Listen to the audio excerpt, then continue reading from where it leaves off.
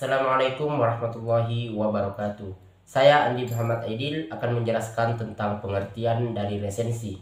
Menurut Kamus Besar Bahasa Indonesia, resensi adalah pertimbangan atau pembicaraan tentang buku. Sedangkan secara etimologi, resensi berasal dari bahasa Belanda yaitu resenti dan bahasa Latin recensio, recenser, atau revider yang memiliki arti mengulas kembali atau melihat kembali. Dalam bahasa Inggris, resensi dikenal dengan istilah review. Menurut Dalman tahun 2014, resensi sering juga diistilahkan dengan timbang buku, tinjauan buku, bedah buku, dan sebagainya. Menurut Montazeran tahun 2012, tinjauan buku adalah semacam evaluasi dari sudut pandang kritis di mana resensi memikirkan secara mendalam dan rinci bagian-bagian dari buku yang diresensi tersebut, sehingga dapat menilai baik dan buruknya sebuah buku. Sejalan dengan pendapat ini, Vardenki dan kawan-kawan tahun 2012 mengatakan bahwa resensi merupakan hasil penilaian atau timbangan terhadap kelebihan dan kelemahan suatu buku. Adapun menurut Kastiawan dan kawan-kawan tahun 2007 juga menyatakan bahwa teks resensi adalah teks yang berisi pemberian kritik, evaluasi, atau melakukan review terhadap karya cipta intelektual. Baiklah teman-teman, perkenalkan nama saya Rika Hasmayanti. Saya akan menjelaskan apa saja sih unsur-unsur resensi itu. Nah teman-teman, unsur pertama yang harus ada dalam sebuah resensi itu adalah judul resensi. Judul yang menarik dan menjiwai seluruh isi tulisan menjadi satu di antara unsur yang penting dalam sebuah resensi. Judul tidak perlu dibuat terlebih dahulu. Kita masih bisa membuatnya saat tulisan resensi sudah selesai. Yang kedua, data buku atau karya. Unsur ini mencantumkan data buku seperti judul buku, pengarang, penerbit, tahun terbit beserta cetakannya, jumlah halaman, serta harga buku. Yang ketiga, isi resensi. Nah, unsur resensi yang ketiga ini adalah isi.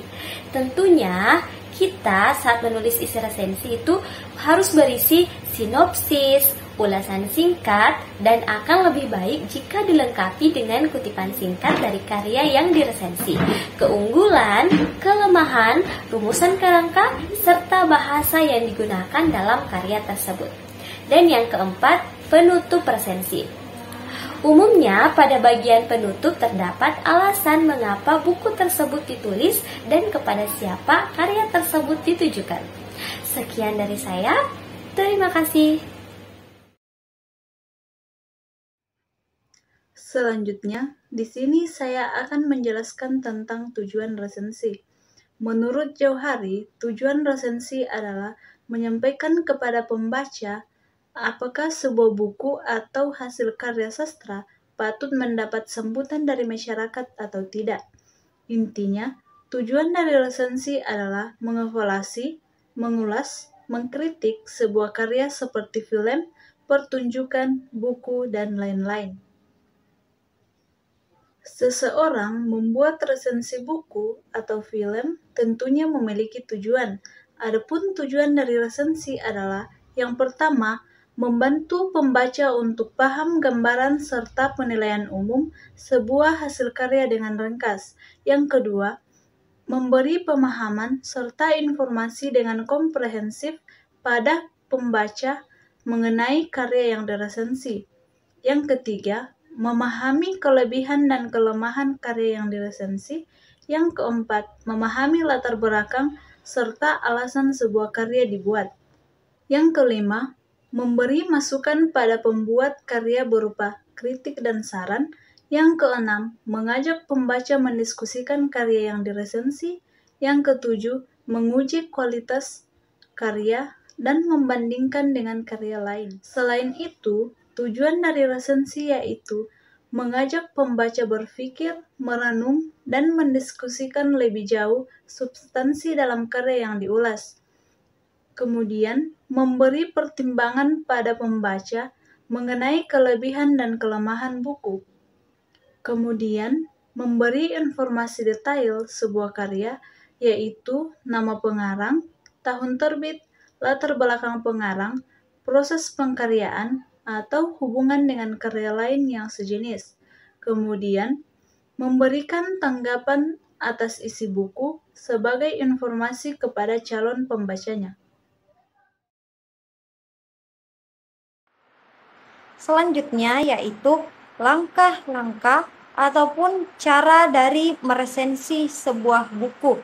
Yang pertama yaitu menentukan buku yang akan Anda resensi. Cara pertama ini seperti Anda pertimbangkan buku apa yang akan Anda resensi, termasuk jenis ataupun genre apakah buku yang akan Anda resensi. Apakah termasuk ke dalam karya fiksi seperti novel, antologi cerpen, antologi puisi, ataupun roman. Ataukah buku yang kita resensi termasuk ke jenis karya non-fiksi seperti sejarah, ilmu pengetahuan, ataupun biografi sebuah tokoh. Seorang yang meresensi buku harus mengetahui maksud ke dalam jenis apa buku yang ia resensi. Yang kedua yaitu membaca buku yang akan diresensi tentunya. Nah, pada tahap ini kalian bisa membaca semua ataupun dengan teknik membaca cepat, sehingga kamu bisa tidak perlu menghabiskan waktu untuk membacanya. Ketiga yaitu mencatat data atau informasi buku yang akan diresensi. Catatlah data dan informasi dari buku yang akan Anda resensi. Data informasi yang harus Anda tulis dalam sebuah resensi meliputi yang pertama yaitu judul, pengarang, penerbit, cetakan, tebal buku hingga harga dari buku tersebut. Yang keempat yaitu menuliskan poin-poin penting dalam buku. Langkah yang dirasa cukup sulit adalah ketika sampai pada menulis isi dari resensi buku. Nah, tulislah poin-poin yang penting menurut Anda. Catat pula kutipan yang dirasa mengesankan, serta jangan lupa tandai halaman. Tuliskan kembali gagasan yang dianggap penting ke dalam karangan singkat yang dimiliki satu kesatuan integral. Yang kelima sekaligus yang terakhir yaitu menulis kesimpulan. Cara yang terakhir adalah ungkapan apa yang Anda peroleh dari buku yang Anda resensi. Beri saran kepada pembaca mengapa mereka harus membaca buku yang Anda resensi. Dan apa ruginya jika mereka tidak membaca buku tersebut. Jenis-jenis resensi. 1. Resensi deskriptif adalah resensi yang membahas secara detail setiap bagian atau babnya. 2. Resensi informatif adalah resensi yang isinya hanya berupa informasi mengenai hal penting dari keseluruhan isi buku secara umum. 3. Resensi evaluatif adalah resensi yang menyajikan penilaian resensi tentang isi buku atau hal-hal yang berkaitan dengan buku. Informasi tentang buku hanya dijadikan sekilas, bahkan hanya dijadikan sebagai ilustrasi. 4. Resensi informatif evaluatif yaitu resensi yang merupakan perpaduan dari dua jenis resensi tersebut. Resensi ini di samping menyajikan semacam ringkasan buku dan hal-hal yang penting yang ada di dalam buku, resensi ini dinilai paling ideal karena bisa memberikan laporan yang lebih lengkap dan memadai.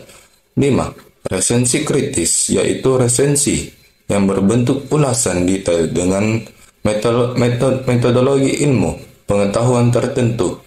Isi dari resensi biasanya kritis dan objektif dalam menilai isi buku. Baik, di sini saya akan menjelaskan kekurangan dan kelebihan resensi. Adapun kelebihan resensi yaitu yang pertama, memberikan informasi penilaian objektif tentang suatu karya resensi dapat membantu pembaca memahami kualitas, kelebihan, dan kekurangan dari suatu buku, film, atau produk lainnya.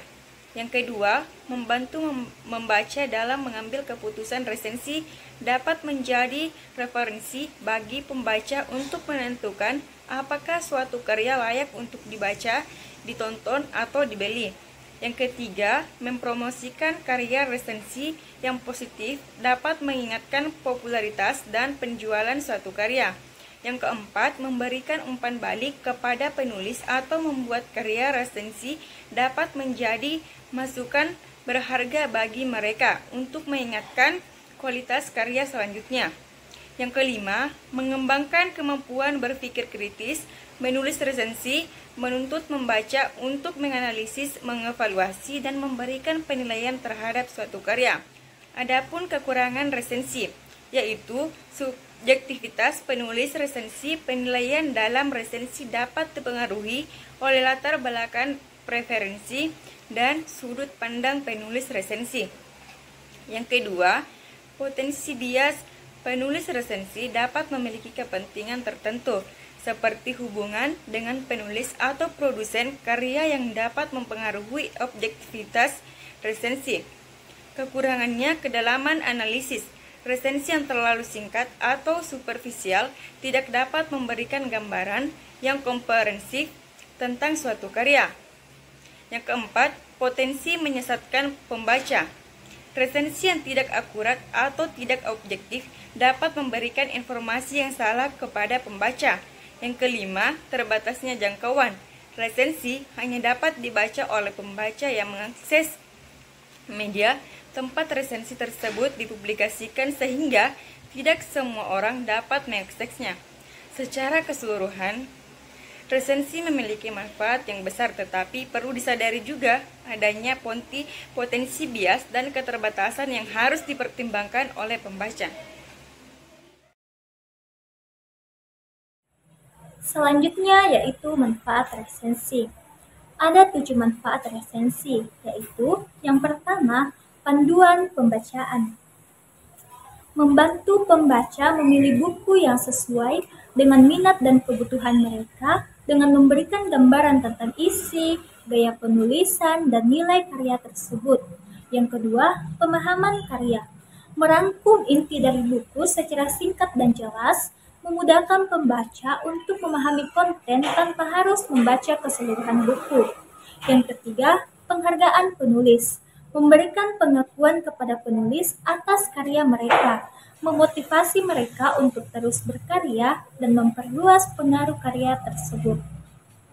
Yang keempat, kritik konstruktif. Memberikan umpan balik yang konstruktif kepada penulis, membantu mereka untuk meningkatkan kualitas karya-karya masa depan. Yang kelima, pengembangan keterampilan kritis. Mendorong pembaca untuk berpikir secara kritis dengan mengevaluasi kelebihan dan kelemahan buku yang direview. Yang keenam, informasi dan edukasi. Memberikan wawasan informasi dan wawasan yang berharga kepada pembaca tentang topik tertentu yang dibahas dalam buku. Dan yang terakhir yaitu peningkatan literasi. Mendorong pembaca untuk terlibat dalam kegiatan literasi dan membantu dalam pengembangan budaya literasi di masyarakat. Bismillahirrahmanirrahim. Assalamualaikum warahmatullahi wabarakatuh. Perkenalkan, nama saya Muhammad Mansyah. Nah, kali ini saya akan menjelaskan terkait fungsi dari resensi, yaitu antara lain yang pertama, terdapat fungsi informatif, yakni menginformasikan keberadaan buku dan film tertentu sehingga pembaca merasa tertarik untuk mengetahuinya lebih lanjut. Yang kedua yaitu fungsi komersial, yakni mempromosikan produk baru untuk kepentingan komersial, yakni buku yang diresensi, keuntungan materi. Kemudian yang ketiga yaitu fungsi akademik, yakni interaksi antara penulis buku, penerjemah, editor, dan presensi dalam membentuk wacana keilmuan serta berbagai pengalaman dan sudut pandang tentang topik tertentu yang dijadikan fokus dari resensi buku tersebut. Sekian dari saya. Assalamualaikum warahmatullahi wabarakatuh.